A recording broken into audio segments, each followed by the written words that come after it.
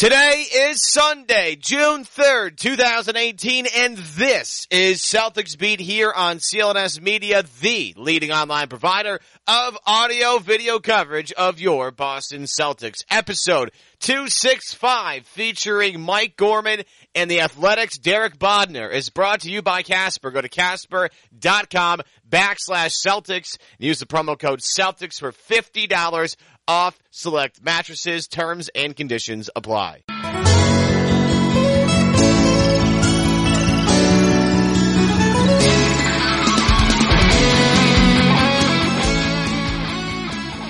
Well, you can add the 2017-2018 Boston Celtics to the list of teams that LeBron James has conquered throughout his illustrious career in Game 7.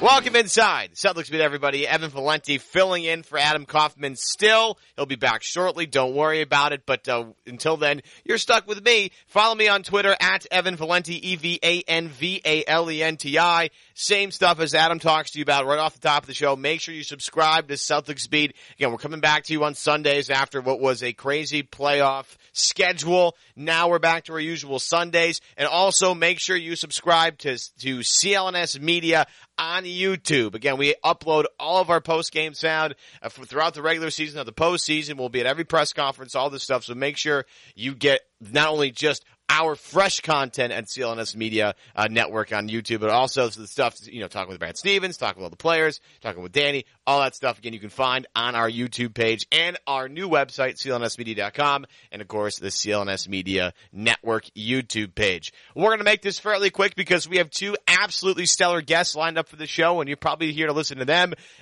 more than you are to listen to me, and I'm not offended by that at all whatsoever. Just want to real quickly sum up the season here for the Celtics because it was an amazing season. We've been very lucky and very fortunate the past couple of years to have just really fun things to watch on television for about 6, 7, 8 months here. It really has been another fun season watching this team grow, get better. I mean, Jaylen Brown, maybe the poster child of guys that work really hard and get better and improve on their game season to season. Terry Rozier, another guy. Jason Tatum improved so much from day one to the end of this year. I mean, think about who he was at the start of the year, and at the end of the year in Game 7, he's going against LeBron James, trying to match him shot for shot, and it was really one of the only guys in that game, Game 7, that showed up for what is now the final game of the Celtics season. How this team grows in the offseason will be very interesting. What they do with future contracts going to be very interesting. It's going to be another busy summer here for the Boston Celtics. Feels like there is no downtime. It always feels like we got to go, go, go, go, go. I mean, the past 3 years, 2-3 years have been absolutely insane. You go back to last season, it was an amazing season. Isaiah Thomas's incredible year comes to an end. Again, in the Eastern Conference Finals, they handed the Cleveland Cavaliers. Then you have the whole speculation of the offseason. What is Boston going to do? The number one pick? Will they land Gordon Hayward? They have the IT trade for Kyrie. Kyrie comes in, and all of a sudden now it's training camp, preseason. Everything goes by so quickly. And now that we are here at the end of the journey here in 2018, it's easy to reflect and think back positively on what was just an amazing season to watch. And again, I can't wait until basketball starts up again for the Celtics. I'm enjoying the NBA Finals, as I hope a lot of you are. But even that still being said, there's still a little part of me that's missing here with the Celtics not playing for the next couple of months. I can't wait until Summer League gets here, but I'm sure a lot of you out there probably could use a break from Celtics content. Speaking of Celtics content, coming up next, look, this has been a long stream for me. I cannot wait to get this conversation started. So let's welcome in Mike Gorman. I hate to start here, Mike, because it's been kind of a national news story, but I did take a little quick dip this morning onto Twitter. Noticed, Mike, it's been a while since the last time you tweeted. Do you have any burner accounts we have to know about? Adam Kaufman, who normally hosts this show, who also sends his regards, by the way, he got Sean Grandy to admit that Sean has a secret Twitter account that nobody knows about. Is that the same case here with you, Mike? No, not me. I'm too old for a secret account. All right, good. I know it's hard to play this game, especially with a guy like yourself, Mike, who's been around the team for so long. Season just ended, and you try to put some certain storylines together. And I hate this question because only because it's really hard to quantify right now. Just ended a couple of days ago, but this was a pretty special season for the Boston Celtics. In your estimation, Mike, what about this season specifically stands out? How will you remember the 2017-2018 Boston Celtics? I think I remember it most for the effort that this team put out every single night. It's a cliche in this business that you talk about people playing hard, and you get extra credit for playing hard when a lot of us think that playing hard should be part of what you do every night anyway. But this team did typify that. They came out and they played hard just about every night. They had a never quit attitude about them, which authored so many comebacks that they had this year. They were as good a regular season team, one of the top 4 or 5 regular season teams that I've been around in my 30-plus years of doing that, just because of, again, their intensity, their focus, their willingness to make the right basketball play, and their willingness to play the game the way Brad sees it, which I think a lot of us believe is the right way to play. I agree with you. I think Brad's, genius, so to speak, is definitely in play here. I think Danny gets credit too. I think what Danny's been able to do over the past couple of years is, find guys that fit what Brad and Danny want. Like, I think Marcus Smart is like a perfect example of this, where, Marcus, he might not be the best shooter on the planet, but, at the end of the game, you want that guy out there. They have a bunch of guys that, even at the end of the season, are going to get in the gym and work hard and bust their ass to try and get better for next season. I think Jaylen Brown is like the perfect example of that, or maybe even Terry Rozier is the perfect example of that. Are you surprised, Mike, how quickly the culture in Boston has kind of taken hold? No, I'm not really, because of Danny. He's really the focal point. I mean, Brad gets obviously the day-to-day credit for coaching the games, but it's remarkable that Danny, as a guy who was a very good NBA player, was an NBA coach, was a Major League Baseball player, is a near-scratch golfer when he keeps his mind to it, and it turns out the best thing that he does is be general manager of a franchise. And that's really what he has set the bar so high. And I think one of the things the Celtics have done is they make character an issue, which isn't necessarily true with a lot of teams around the league. And so they know coming in, they pay a lot of attention to the interviews that they do at the Combine and with potential draft picks and with guys they're going to trade for.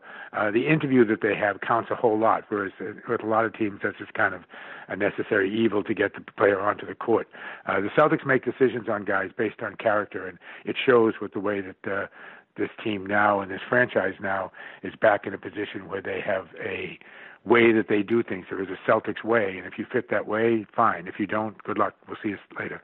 Sounds awful like the Patriots a little bit. The Celtics way, the Patriots way. You come in, you put your heart on, you work together as a team to get, for one goal. It sounds like me. And I know the admiration goes both ways. I know Bill Belichick has spoken very highly of Brad Stevens, and if you're Brad, I don't think you can get a compliment, a better compliment from anybody else in sports, Mike. No, you're exactly right. And, Bill comes to games. Bob Kraft is at games a lot. These two franchises, even though they're in different sports, are very close. It's really nice to see in the city of Boston that guys are rooting for each other to succeed, not rooting for each other to get out of the way so they can get the headlines on the sports page. Yeah, I like that too. You mentioned a little while ago about, how Brad gets a lot of credit for what Boston does on the court, and that Danny should get more. And I'm like in the very weird, I guess it's a hot take if you want to call it this, but I believe, and I'm not trying to slander Brad Stevens at all. I think Brad is a terrific coach. I think he's one of the best 3 coaches in the game. You could argue he's the best, but I don't think I'd go that far quite yet. But I do think Brad gets a little bit too much credit for the success of the Boston Celtics, because again, you have Danny in the front and the rest of the front office, Mike Zarin, Austin Ainge, a bunch of guys that do great jobs of scouting and bringing right guys in. And then you also take away from the players. Like, again, I said this with Jeff Goodman the other day. Jaylen Brown went from a 20% 3-point shooter in college to a 40% 3-point shooter this year, his second year in the NBA. Now, I think Brad has a way with words, and I think he knows how to speak to guys to motivate them the right way. But yet, Brad's not the guy putting extra time in the gym. He's not the guy that's after practice or after a game or in the middle of the summer working on all these things. I think that even again, Brad is a phenomenal coach, but I do think Brad does get a little bit too much credit for how good the Boston Celtics are. Yeah, I'm probably on the opposite side of the fence. I think he gets the credit that is due him, and I think he's very good at deflecting that credit back onto the team. It's not like he's a guy who basks in the praises that he receives. He's very humble, actually, about most of them, or will dismiss the whole situation of Coach of the Year, coaches not voting for him or whatever. He always takes the high road. I just think they're a great combination. One of the things that is very impressive about Brad is he is very willing to take the players that are given to him and then go and make the best with that group. He's not really he has input in terms of who the Celtics draft and who they go after, but that's really Danny's domain, and Brad chooses wisely, I think, not to try to take any power away from Danny. So he lets Danny go do his thing, go do his scouting thing, do the interviews. He comes back to Brad, this is where we're going, and Brad, to my knowledge, for the most part, is right in step with Danny when that happens. You know, there's a lot of coming up in the future here for the Boston Celtics. The future is bright, but I think there are some tough decisions coming, Mike, and look at the future of the backcourt, maybe not the starting backcourt. It looks like Kyrie Irving, for the most part, Jaylen Brown probably penciled in as your starting 1 and 2 players. And again, those numbers don't really mean anything anymore with positionless basketball at this point. But you look at Marcus Smart and Terry Rozier, Marcus becoming a restricted free agent this summer. And look, I know the Celtics would love for him to be on the team next year. I think a lot of people, either around the team or watch the team, understand how important Marcus is to the team, regardless of the fact that he might be one of the worst volume shooters in NBA history. But in your estimation, Mike, how hard is it really to measure Smart's impact on the game? Do you believe that Smart, maybe regardless of numbers, back on the team? Because it feels like he's a big part of the culture that Boston has been able to build. I agree with you on all of that. I think Marcus is a special player. I think the things he does, you have to see to understand. The stat sheet rarely does him justice as to what he did over the course of a game. And he has a knack for making the big play, and the big play not necessarily in basketball. The big play usually results in either 2 or 3 points. He makes the big play and resulting in change of possession. And his hustle, his demeanor, his attitude on the court is contagious with the other guys. Again, I'm no salary cap guru, but I would do everything I possibly could to re-sign Marcus Smart. Did you see the thing? I think Tom Westerholm had this of Mass Live, but apparently the Celtics had to kind of take away, like they used to scrimmage at the end of the year, but I guess Marcus couldn't tone it down, so they had to scrimmage less and less at the end of the year to save bodies and save energy. I think that's just the type of guy you want in your franchise. Maybe it's not a guy you quote unquote build around, but it's a guy that's valuable because he's going to push the other guys on his team to be better. I mean, Mike, how many times have you seen it where Smart enters the game and the chemistry on the floor and the energy on the floor changes immediately? Yeah, that's exactly right, and that's why, again, I think you do whatever you can to sign him. I don't, the days of the Evan Turner contract, I think, have slipped by very quickly, and so money is going to there'll be a little less money out there. I'm guessing you and I have never been in this position. I'll speak for you here. But if somebody offers you $14 million a year for 3 years or so, or somebody else offers you $16 million a year for 3 years or so, I would hope that you would make your decision on the basis of where you wanted to play, what the team looked like, what their chances to win a championship were, what kind of chemistry you would have where you landed. Because whether you're making $12 million a year, whether you're making $14 million a year, or even if you're making $16 million a year, I can't imagine your lifestyle is going to change a whole lot. So it was a little disconcerting when I saw some quotes from Marcus's agent saying that Marcus was going to take the money. I hope it doesn't come down to that. I hope he is able to look at it and say, I'd rather have a $12 million life in Boston than a $14 million life in Brooklyn. Yeah, I agree with that. I mean, I think it depends on the sport. I think in football it's a little bit different where your next snap could be your last sort of thing. Yep. So I don't really have a problem with guys chasing money in football just because, I feel like if you have an that extra $2 million, might go a long way just for medical bills later. In basketball, I tend to agree with you because it's a little bit less of a contact sport. But, you talk about Smart and his fit on the team, and the conversation, Mike, I think naturally always shifts to Terry Rozier and what becomes of him and what he, I mean, again, give a guy a lot of credit. You go back to, I think it was either his first or second year where he played in the playoffs in that opening round series against Atlanta where Boston was decimated with injuries. He had to play way more than he did in the regular season, and obviously he was not ready for that. You fast forward to now, I mean, you can make the argument in Game 6 of the NBA Eastern Conference Finals, he was the best player on the floor for the Boston Celtics. Now, Game 7 wasn't as nice to him, but you look at, Smart, you look at Rozier, Jaylen Brown. I just have a hard time seeing Terry Rozier fit in here. Do you think Boston has to choose between Marcus and Terry long term? I think ultimately they're going to have to come up with some way to keep them both. I know that sounds crazy, but I think that's what the long-term goal would be, is to figure out some way to keep them both. And we don't know with injuries and things happen over the course of a season. They need to deal with the Marcus Smart situation right now. Terry Rozier, I believe they don't have to deal with till next year. Is that true? You're correct on that. Yeah, I would probably let things sit and know that I had an outstanding backup point guard in Rozier, try to get him as many minutes as possible, maybe take some of the pressure off Kyrie to play high 30s. Maybe he plays low 30s in terms of minutes, or high 20s even. Again, Marcus Smart is what the Celtics need to deal with, because I think he, more than Terry, and this isn't meant to any slight against Terry, but more than he, as we have talked about here, defines what the culture is here in Boston, and is really the poster boy for that. Yeah, and maybe the way with that is to manage minutes, and Brad, I think, did a remarkable job of doing that during the regular season. I don't think Boston had a single player in the top 50 in terms of minutes played this year. I might be wrong. I think Al might be in the 50 range, but other than Al, I don't think anybody even sniffed the top 50 in terms of minutes played, which is, again, a testament to how Brad runs his team.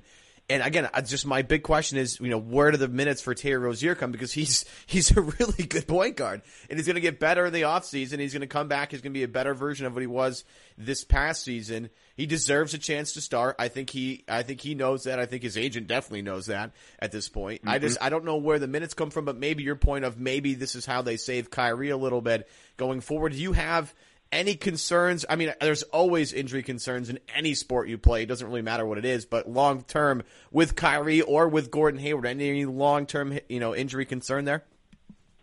I don't have any reason to have any long term injury concern with Gordon Hayward. I think Kyrie's record over the course of his career would tell you that injuries have been a problem. So I think you have to be smart here and look at what the facts are and understand that maybe they may be a problem going forward too. But Gordon Hayward hasn't given any indication in the past that he's injury jinxed by any way, shape, or form.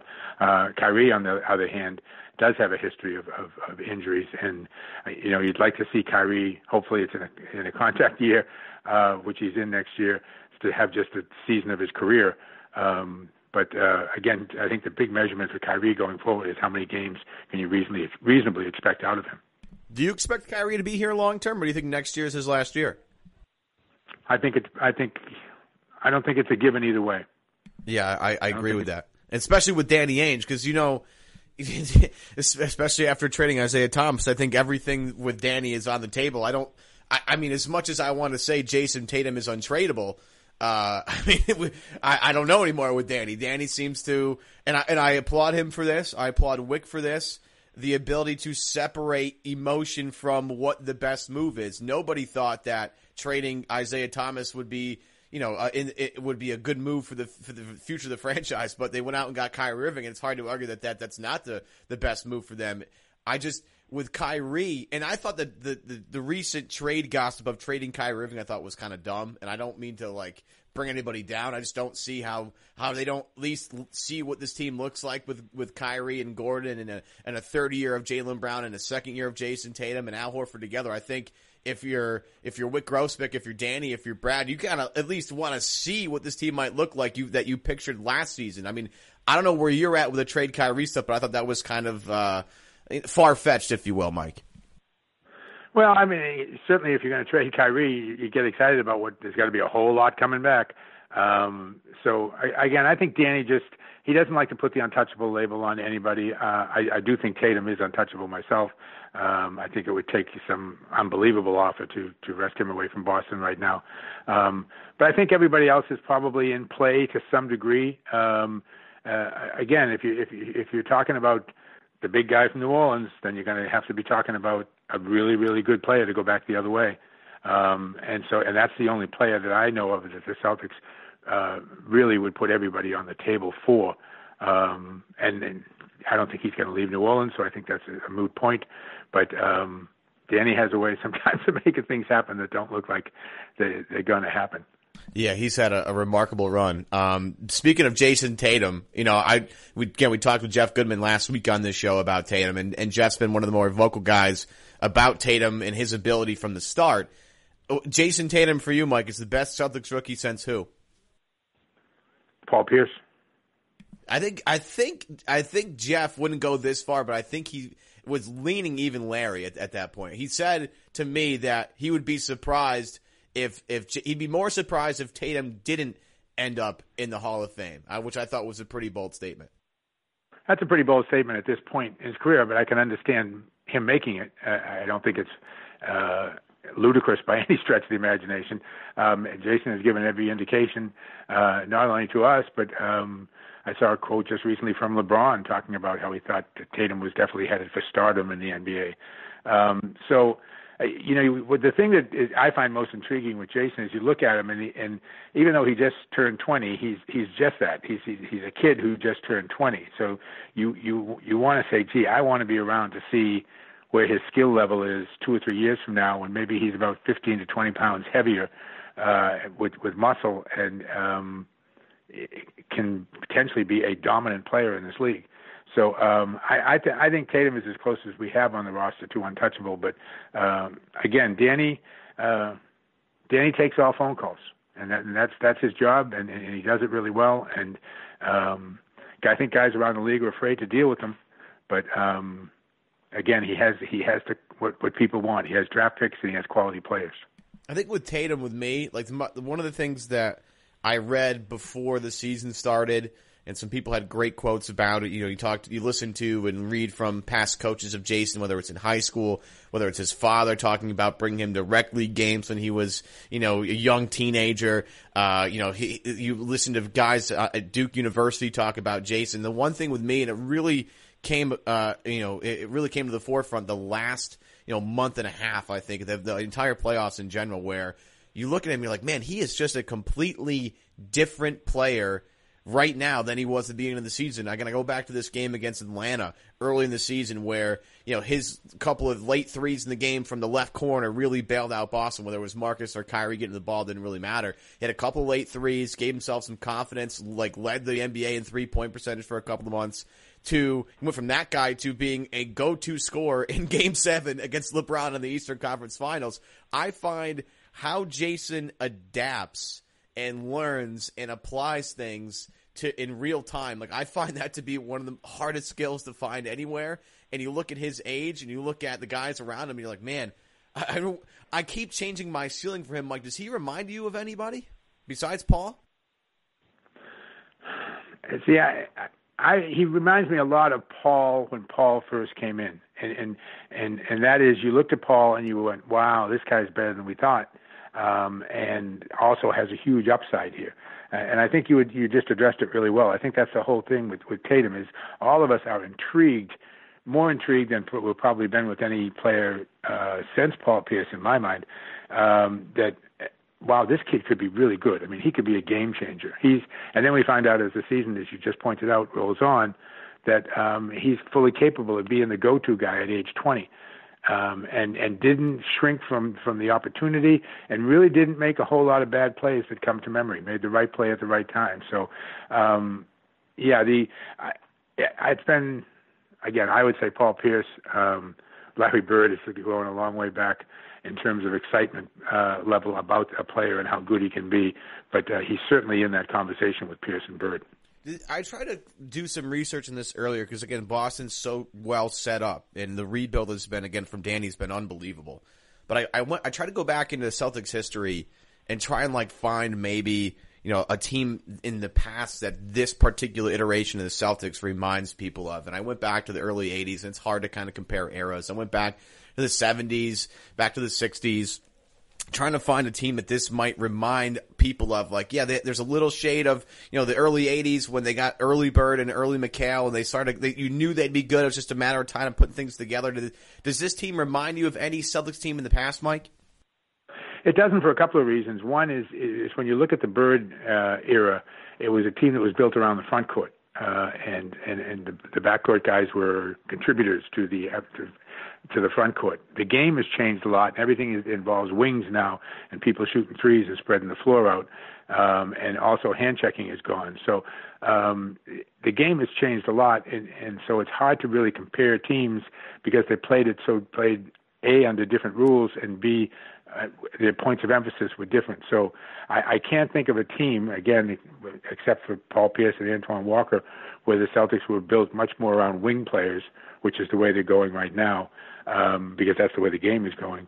It makes it harder to pick.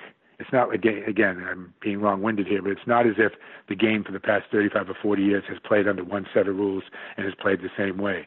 It's gone from a game that emphasized punching the ball inside and getting the ball to your big guys to a game now to getting the ball to guys outside the three-point line. A couple more questions before I got to get you out of here, Mike. You look at the finals right now. I know it's hard to not picture Boston there just because they were so close against LeBron. But again, it took a superhuman effort from LeBron in Game 7 where he played all 48 minutes. One of the most remarkable things I've ever seen considering the amount of miles that guy has put on his body his entire career. You know, you look at how Boston, you watched, last night, right, where unfortunately, a bad play by J.R. Smith cost the Cavaliers a potential steal of Game 1 where LeBron was, again, absolutely brilliant from start to finish. But it's hard not to picture the Celtics in there trying to match up against Golden State. And even with the landscape shifting for next season, do you think that the Boston Celtics next year at full strength are the best answer to the Golden State Warriors?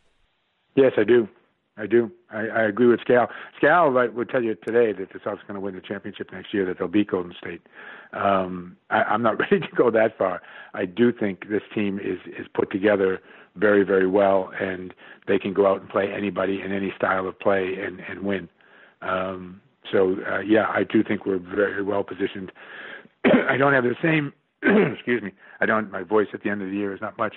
I don't have the same enthusiasm that Brad and the loss after the 7th game said that he wished training camp opened on Wednesday. That's a little quick for me. I need a little more time to recruit. Yeah, I think we all do, Mike.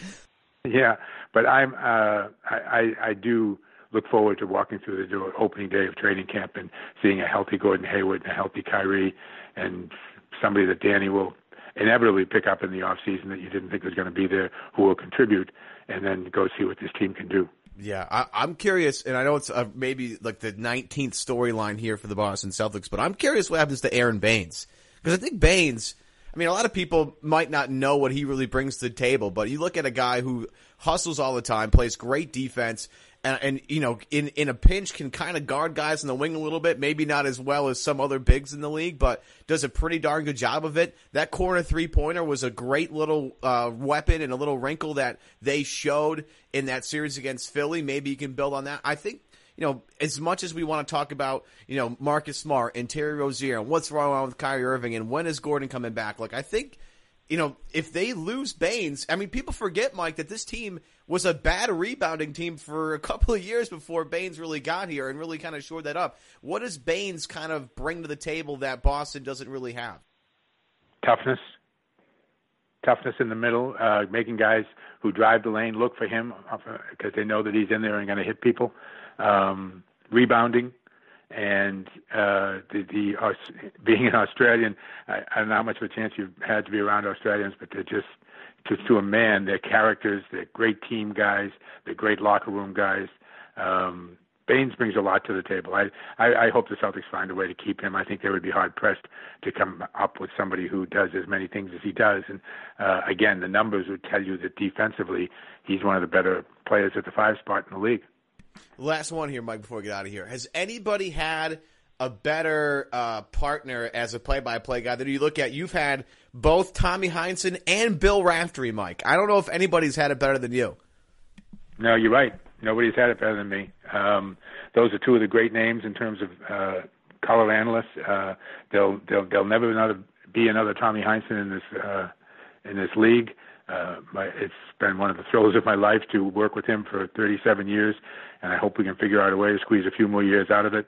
As for Bill Raftery, those days that I did Big Monday with Bill are some of my greatest most fondest, I should say, not greatest, but fondest memories I have of the sport, going into Carrier Dome with 30,000 people on a Monday night to play Georgetown, and going into Madison Square Garden on a Tuesday night, sold out to St. John's Seton Hall, and Wednesday night you're in the Cap Center in Landover, and Georgetown's playing Villanova, and it just was a remarkable time in college basketball that I was fortunate enough to have a front seat with Raf sitting next to me, which is again, in college basketball, there's no better voice than Bill Raftery. As a Syracuse guy, Mike, I'm thrilled that you said at the Carrier Dome first. That's an excellent little pump up for me. You remember those games up there? They were something to behold. I was there. I was there for Villanova, the one where they quote unquote broke the record, right? The 34,646 they had in attendance for Villanova, Syracuse, in I think 2010.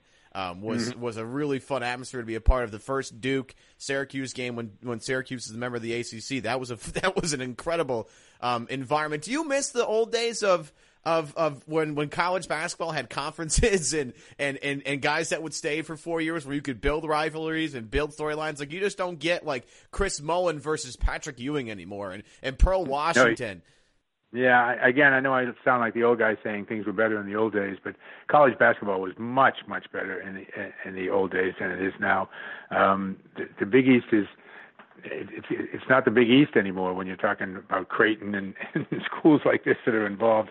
College basketball has really changed. Again, I was very fortunate to go through the 80s where I did the home games for the Celtics and would go 2 years and lose 2 games at home. And then when the Celtics went on the road, I would again travel to the Carrier Dome or to Spectrum. For a while it was in Philadelphia, to just big city buildings that were sold out and big games that people wanted to see. And again, there were close rivalries, like St. John's and Seton Hall are within like about 5 miles of each other. None of this stuff that exists today. I couldn't tell you 5 teams that are in the Big East anymore other than Villanova. I couldn't really either. And I graduated from Syracuse 2012, so it's not like I'm far removed from it. Do you ever feel left out? I feel like everybody goes back to this send it in Jerome call and just remembers Raftery was on that game. I feel like you get left out of that. You were right there as well. Yeah, I know I was. That is kind of funny when that came up this year. A lot of people called and said, geez, that was you on there, wasn't it? I'm like, yeah, it was. Yeah, it was. Legendary. We did. We had some great moments in that Big East. Madison Square Garden for the tournament was a scene for 4 days. It just owned New York City. Unlike even anything like you have to compare a Final Four, and I've seen Final Fours at the Meadowlands in New York that didn't rival at all what the Big East tournament was in Madison Square Garden. So yeah, it was a great time to be doing college basketball, and I was fortunate to be in the right place at the right time, and between sitting with Tommy, and I'll tell you quickly what I used to do, and this is how good it was. I would do. You remember the Celtics used to play on Wednesday, Friday, and Sunday all the time at the Garden. So I would do a Celtic game on a Sunday afternoon. I would leave and I would go to do Big Monday on Monday. I'd do a Big East regional game on Tuesday. I'd come back and do the Celtics on Wednesday. I'd go do another Big East regional game on Thursday. I'd do the Celtics in the Garden on Friday. I would leave from Logan Airport at about 8 o'clock on Saturday morning and do a noontime regional Big East game. And then I would drive, like if the noontime regional Big East game was on at Seton Hall, I would drive then to St. John's and do a Big East game that night, and then come back and start the week over again. So I'd do 8 games in 7 days, and I did that for probably 6 weeks in a row, and it was just the best. All the prep work, Mike. How did you sleep? That's one of the things that you mentioned though that was good is because guys stick around and didn't necessarily leave so quickly. You had a 1 or 2 or 3 year base of doing them, so you knew who they were. So from a prep work and a homework point of view, there wasn't really a whole lot to do. And when you're working with Raf, you just leave Raf space and let him go. All right, Mike, occasionally tell people what the score was. Right. Mike, I could do this for hours. I really appreciate it. I really appreciate your time today. We're all very lucky as Celtics fans to have you be the voice of the Celtics. I can't wait for next year. I can't wait for you and Tommy on the call. Have a great summer. Relax. Take some time off. And I can't wait to hear from you again, Mike. Thanks for the time. All right. Thank you. Today's episode of Celtics Beat is brought to you by Casper. Casper is a sleep brand that makes expertly designed products to help you get your best sleep one night at a time. You spend 1/3 of your life sleeping, so why would you be uncomfortable? Casper products are designed with you in mind. Everything they make supports any type of body. Not sure what mattress is right for you? Start with the original Casper. With over 20,000 reviews, it is quickly becoming the internet's favorite mattress. The Casper is equipped with multiple supportive memory foams, and it regulates your body temperature through the night. And Casper sells more than just mattresses. They also sell sheets and pillows to ensure a better overall sleep experience. And they do it all at affordable prices because they sell directly to you. And you can be sure of your purchase with Casper's 100-night risk-free Sleep On It trial. If you don't like it, no sweat. Free shipping and returns to customers in the U.S. and Canada. What are you waiting for? Get $50 off select mattresses by going to Casper.com/Celtics and using the promo code Celtics at checkout. Again, that's Casper.com/Celtics. Use the promo code Celtics at checkout for $50 off select mattresses. Terms and conditions apply. Let's get to Derek Bodner. Derek, before I would assume you know why you're here, but before we even get into this unbelievably crazy story, do we need to reevaluate what some Twitter eggs and what random people might say to us now in our mentions? Like, not maybe for me, because I don't break news. I'm not a beat writer like you are, but maybe we need to reconsider what some people drop in our mentions every once in a while. Well, I certainly need to reconsider who I mute and who I block, because I had, of the 4 accounts that were used as burner accounts, I had 1 blocked and 1 muted. So I missed very serious breaking news I could have found out if I would have just been a little less liberal with the block and mute button. Yeah, sometimes they get annoying though. Did you get anything from Eric Jr. or any one of those accounts when and just kind of brushed it off a little?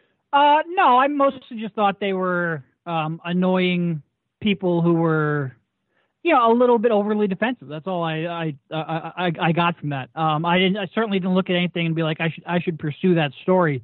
There's so many Twitter eggs and Twitter people, and quite frankly, you just don't expect anybody close to a GM to act like this, that you don't even consider it to be something worth investigating. You've been covering the Sixers for a couple of years, Derek. I got to ask you this: is this one of the craziest years you've been around the team? Oh, it's not even close. I mean, this is the craziest story I've ever covered, and the Markelle Fultz story was the second craziest story I've ever covered. So you add those two together, and by the way, mix in a 52-win season with a 24-win improvement and a run of the second round of the playoffs. You combine everything into that, and it is far and away, without any equivocation, the craziest season I've been around. And really one of the craziest stories I can remember in quite some time. I agree with that. I remember that. So the day it came out, I remember seeing it on Twitter for a second, but ignoring it. And then later on at night, I had to go. I was on a podcast. I was interviewed on a podcast, another Celtics podcast. Then after that, I was doing some production work at the radio station I work at. It was 9:30 at night, and I'm going through some stuff, and I'm uploading things, and I'm looking for music tracks to put behind what I'm doing here. And, I'm going through my Twitter because I don't really want to do that stuff at 9:30 at night. I'm going through Twitter, and all of a sudden, I see a lot of people reacting to the story. So obviously I have to click it and I have to read the whole thing. And, half hour later, after I digested the whole thing, I couldn't even believe what I had just read. I was shocked. I was stunned. I was laughing at points. I was like, holy cow, I can't believe that somebody would actually do this kind of thing. I couldn't believe it was real. What was your first reaction when you first read this story? My first reaction when I clicked on the article, saw the headline, and then started going through maybe the first 2 or 3 paragraphs it's clearly a joke. This is satire, it's joke, it's something. Because, the Ringer can sometimes, they can go back and forth between serious analysis and a little bit more of funny jokester type stuff. I thought this was very clearly going to be a joke. And then you get 3 or 4 or 5 paragraphs in, and you're like, holy crap, this is real. They're serious about this. And you start reading some of the evidence that they've compiled, and it's pretty compelling stuff. And it was just you sat there for an hour with your, pretty much slack-jawed with your mouth wide open in pretty much disbelief in what you had just read. I kept going back and forth. I'm like, who's the culprit behind this thing? Is it, did Hinkie expose this? Is it somebody in the front office of Philly? Is it is it Danny Ainge? Is it LeBron James maybe? Like my favorite conspiracy theory is that it's LeBron because he wants to go to Philly and wants to get the Colangelos out of there because him and Jerry Colangelo, they don't have the greatest relationship, and LeBron is seriously considering going to Philly in the offseason. Like, you got a favorite because we have no clue who is behind at least the dump and who's the leak behind the entire story. You got a favorite conspiracy theory for me out there, Derek? Yeah, I mean, to be honest, because I covered the team, my first thought was, okay, well, we got to figure out, and by we, I mostly mean the Sixers, we've got to figure out whether or not this is true. What's the validity to these claims? My second reaction is then what's the impact on the team? So who kind of was the tipster has been pretty low on my mind just because it impacts the team less. I mean, it could be anyone that is disgruntled with Colangelo, whether that's a previous regime, whether that's even the current regime. It could even be a Sixers fan who, quite frankly, a big portion of the Sixers fan base never really opened up to Colangelo. Part of that was because of the adulation that the previous GM and Sam Hinkie had, and part of it's that Brian just never really opened up to the fan base. It could be something like that. A lot of people were really annoyed at how Brian Colangelo arrived in Philly with Jerry Colangelo, his father, being appointed as a special advisor coming in, them not really running a real GM search. They interviewed a total of 2 names, Colangelo and Danny Ferry, during that search to replace Hinkie. So a lot of people were upset with what looked like a pretty serious bout of nepotism. So I think there's a lot of theories. It could realistically be anyone, pretty much anyone in any of those spectrums, and that includes a lot of people because, like I said, Sixers fan base just never really opened up to him. Are you buying that Colangelo's wife is the person behind the accounts at least? I know her. It's come out again. I've tried to capture everything, and the internet has kind of played detective here and broken some things down and gone kind of way above and beyond of the line of duty here and trying to actually piece this thing together. And the most recent thing, at least that I saw, was that it might be Brian Colangelo's wife whose name is attached to these accounts. Are you buying it's her, or do you think it's still Brian? I am buying that at least somebody else has tweeted from at least one of those accounts. Because we went back and we look at some of the timestamps, and one of the tweets, the Eric Jr. account, which is the only one that is still open, was tweeting while Brian Colangelo was giving a press conference, the exact minutes during pretty much the entirety of a 20-minute press conference. And you can see that on TV. He clearly wasn't holding a phone or anything like that. So it was pretty compelling evidence that at the very least, at least one other person had access to at least one of those accounts. Whether or not that means Brian Colangelo had no knowledge of any of the accounts, I don't know. There could be more to it, but I believe there is at least one other person involved. Did Brian Colangelo have any real association with it? I don't know. I think the most compelling evidence that he at least had knowledge of it is the fact that those burner accounts, the Ringer notified them of 2 of them. The other 3 got shut off within 20 minutes. And the story claims the Sixers didn't contact anyone other than Brian Colangelo. So for him to get to the bottom of that in 20 minutes would be really impressive detective work, which kind of tips you off that maybe he had knowledge or at least an inkling of who might be running those accounts. How hard has it been for you to kind of separate what might be fact and what is fiction here? Well, not only that, but what might be real evidence and what's kind of just speculation. I think a lot of people right now have an outcome that they want, especially Sixers fans who are all up in my mentions. But a lot of people right now have an outcome that they want, and they're taking the evidence to connect to that outcome. And look, there's a lot of compelling evidence to the outcome that I think a lot of people assume that this is going to have, and I get that. But as a journalist, you kind of have to step back and say, okay, what's actual real evidence? What's compelling evidence? What's proof? And differentiate what all those 3 are. And I think that's probably been the hardest part of the story. Has it been annoying for you to actually devote a lot of time to this type of story? I mean, look, it was a phenomenal season for Philly. I think I would assume that everybody would agree they're a little bit further along than I think people realize at this point. Again, 3 seed in the Eastern Conference, all the way to the second round of the Eastern Conference playoffs. Lost in 5 games to the Boston Celtics, but there's still a ton of talent there. Again, the LeBron thing is kind of lurking, but yet here we are, first couple of weeks into summer. The season hasn't been over that long for Philadelphia, and yet here you are trying to put Twitter pieces together. I would assume you probably would be better set and better off doing something else, Derek, to be honest with you. I mean, the NBA draft is in 3 weeks. The most important free agency period in probably the history of the franchise is in a little over 4. And I didn't sleep Tuesday night because I was reading tweets from a burner account. And I didn't sleep Wednesday night because I was reading tweets or not tweets, but comments from a Discus user. Yeah, it's a little bit annoying. It's something that, you don't think at this time of year is going to be part of your job. And quite frankly, there are more useful things to be doing at this time of year. But more importantly, the BDA Pro Day is out there in Los Angeles this week. And our general manager of the team is out in Philadelphia defending himself about Twitter activity. So it's really, and who knows who's going to be making the sales pitch to LeBron James on July 1. So it's really annoying from my perspective, but it's really damaging from the team's perspective. And that's probably the far bigger, it is a far bigger story. Do you think Colangelo survives this thing, or do you think that he's going to end up getting the boot here? I think it's very unlikely that he survives this thing. I mean, look, regardless of whether or not he had knowledge of the accounts, and even regardless of whether or not he tweeted any of the tweets, the damage done to his reputation, the damage done to the trust. One of the reasons I really believe that it was at least somebody close to him, and again, the internet has kind of provided compelling evidence that his wife at least had a hand in this. But the reason that I'm pretty certain it was somebody close to him are the contents, besides the fact that 3 of them shut down within 20 minutes, are the contents of the tweets. And, there's a lot of, the way I always phrase it, when you're around a team on a daily basis, you pick up a lot of background information, stuff that you're not allowed to report, stuff that you certainly can't attribute, but stuff that you know because you're around the team frequently. And you hear whispers of strategy, of, philosophies, of rumors that you hear. And some of the contents of those tweets were very specific and stuff that had never been reported. So for somebody to guess that, just some random person to guess that on the internet is very difficult.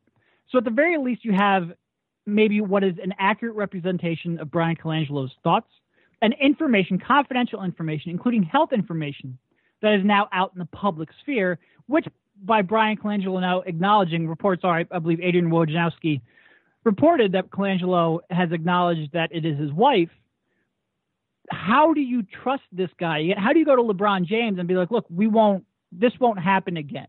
How do you go to Kawhi Leonard right now, who has a real big, disagreement with the Spurs over the nature of his injury and with how that information was disseminated? How do you then go to him and be like, look, I know this happened over a 1.5-year period, but it won't happen again? You just can't do it. This is a league where credibility and trust is very important. And regardless of whether or not he had any real knowledge of it, it's going to be extremely hard for him to win that back. And I always say there are a lot of qualified GM candidates out there, and there's only 30 positions. And supply and demand for that really dictates that, look, if there's something out there that might prohibit you, perhaps permanently, from doing one of the core aspects of your job, which is gaining trust, it's really hard to keep your job because of that. I like that you brought up the Kawhi thing. I wasn't even thinking about that, how, the whole injury this year and how it's a sort of a mystery, and where is Kawhi, and how that was a big question. And there was a lot of, radio silence from San Antonio for most of the season about what was really going on there. To factor that into what's going on in Philly is an interesting parallel. I didn't even think about that. That's nice. And, I just find interesting, how do you clean up the relationship, with Embiid a little bit? Cause obviously Nerlens Noel's not on the team anymore. You have to worry about whatever he's going to say because he's not playing for your roster. The same with Jahlil Okafor.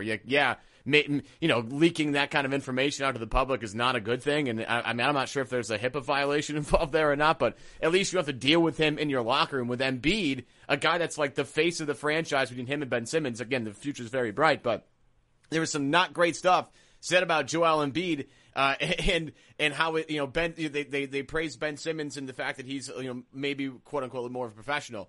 I think I would worry the most about Embiid because, again, I think he kind of is the key to how far and how big the ceiling is for the Philadelphia 76ers. We know that Ben Simmons is one of the top 25 players in the NBA already at age, 20 years old. Embiid kind of raises the bar, I think, for Philly a little bit. I would be a little more concerned on maybe damage control of Embiid. Have you been able to talk to anybody about how he is feeling right now? Oh, I know initially he was frustrated that night. And I think he's walked that back, at least publicly, to give Colangelo a chance.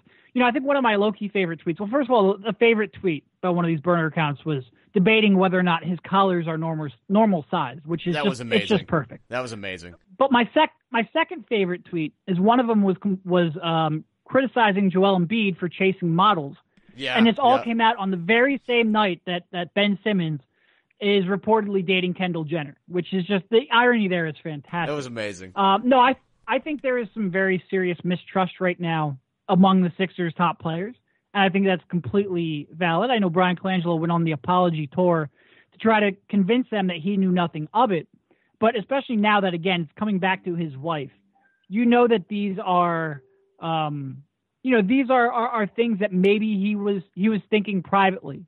And again, when you now talk to him in the future, how do you trust that what he's telling you is true? He's just got a very tough job in convincing people that he can regain their trust. I'll get you out of here on this, Derek. What's the next step for the Philadelphia 76ers? I mean, I agree with you. I think Colangelo has to go at this point. You've mentioned Danny Ferry. I know David Griffin's name's been thrown around. Do you have a favorite candidate as the potential next GM of the Philadelphia 76ers? I mean, I think my preferred candidate is actually neither of those two guys. I wouldn't, especially coming off of, I think Danny Ferry is a candidate because they interviewed him 2 years ago, which was only a year removed from his own controversy. But I think going from a controversy with Colangelo to a controversy with Ferry would be that is not the path I would pursue. I think my top candidate is Mike Zarin up there in Boston. I don't know if he has interest. The rumors were that he turned down the Sixers in 2013. They're obviously in a very different place right now, but he's also a lifelong Celtics fan. And then if not, Gerson Rosas of Houston, I think is another real strong candidate. A guy who was GM in Dallas for about 3 months before he kind of got wind that maybe the power structure wasn't going to work out how he wanted it and left. But I think he's a real qualified candidate as well. It will be interesting whether or not they conduct a real thorough job search just because of the timing of this. And like we said, with the draft 3 weeks away, with free agency now under a month away, do you have time to go out and be as thorough as you normally would? Or do you then pursue a guy with experience? What a lot of fans might label a quote-unquote retread, but a guy with experience and connections who can jump in and hit it from the ground running, because you want to make sure you go out there and you appeal to LeBron James and you have those connections to get those meetings and get those talks and really accomplish what you want. It's going to be a fascinating, if they end up determining they have to go in another direction, it's going to be fascinating to see which direction they go. This is going to be, even with the NBA Finals going on right now, I mean, it's a really, 1A to 1B storyline here. What happens in Philly the next couple of weeks is going to be absolutely fascinating. That's Derek Bodner, senior writer for The Athletic in Philadelphia. He covers the 76ers. He hosts The Beat on Sports Radio WIP down in Philadelphia. Derek, thanks for the time, buddy. Good luck with this. I mean, I sympathize for you because I know you have much more important things to do right now instead of trying to play Twitter detective and figure out what's real and what's not. Good luck with the offseason, man, but we'll talk to you soon. Yeah, thank you. And that will do it for this episode of Celtics Beat here on CLNS Media. No questions today. This episode has already gone super long. We don't need to do any more of this. We'll answer more of your questions next week. Again, Adam will be back soon. Make sure you stay tuned to see when he comes back. Again, it'll just be a couple of weeks from here on out. But I want to thank a lot of people before we get going. Remember, today's episode is brought to you by Casper. And after you're done listening to this podcast, sponsored by Casper, make sure you check out the Casper podcast, sponsored by Casper. It's an entire podcast about Casper, sponsored by Casper. Available now on SoundCloud, Apple Podcasts, and Stitcher. Some thank yous to hand out. One, Mike Gorman, who, again, it's a lifelong dream to talk to Mike. As a lot of you love Mike, have grown up listening to Mike, and it is a complete thrill for me to have a conversation with him. Thanks to Derek Bodner from The Athletic in Philadelphia and WIP down in Philadelphia as well.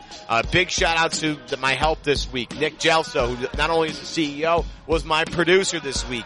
Larry H. Russell, our executive producer, to Adam, who has given me a lot of advice over the past couple of weeks on how to really not handle the show, but a couple of topics we should hit. So thanks to Adam, thanks to John, thanks to Larry, thanks to Nick, and all of you out there in the Celtics universe. I love you guys so much. Thank you so much for being here today. We'll be back next week with more great Celtics talk right here on CLNS Media. See you soon. And if I'm ever at the crossroads and start feeling mixed signals like Morse code, my soul start to grow colder than the North Pole. I try